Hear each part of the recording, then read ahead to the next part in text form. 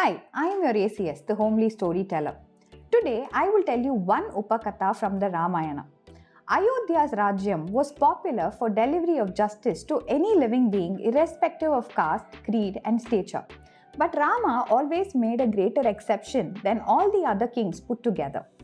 While Valmiki makes a referral to this in his original Ramayana, as you read through the depth of it, not only does it instill in your mind the light humor of the sage poet, but also its hidden meaning. Once, a dog rang the bell of help at Rama's palace. Astonished that a dog had rung the bell, the guards mistook the entire scenario and tried to shoo the dog away. But with great persistence, the dog continued to do this almost every single day in order to grab the attention of the king Rama. One day, it reached Rama.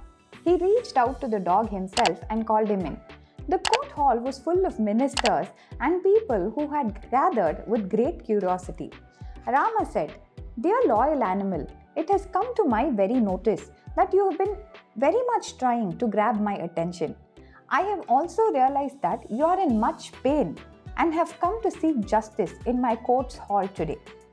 If there is truth in your speech, then I will certainly acknowledge it. So please, pray tell me what your problem is." The dog said, "Rama, you are known to this world for your unwavering love for all. You see no difference between a human and an animal. This characteristic quality of yours makes you stand apart from the rest of them. I am a mere dog that lives on the streets near the temple. I do not cause any harm to anyone. And there are times some very good generous souls throw some leftover rice for me to eat. That's the only way I have made my living.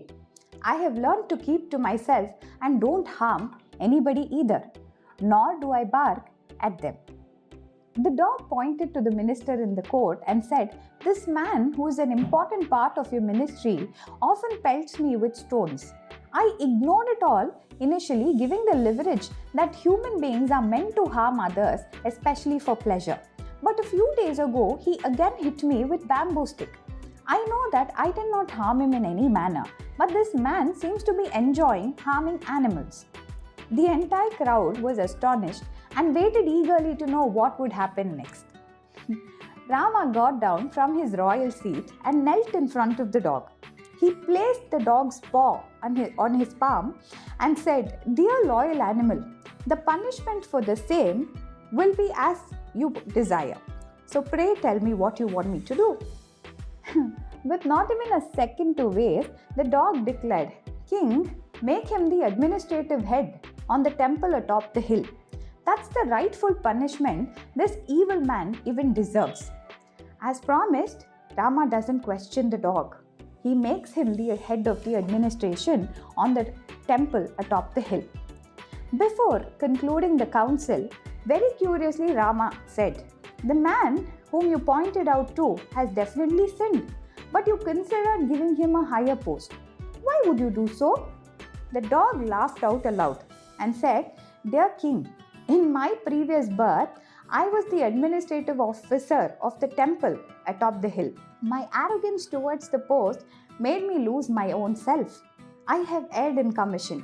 I have troubled good people. The power of my post made me extremely haughty, the result of which has turned me into a street dog in this birth. I thought this would be the most ideal punishment to your minister too. He would end up suffering for his deeds in the next birth." Funny, isn't it?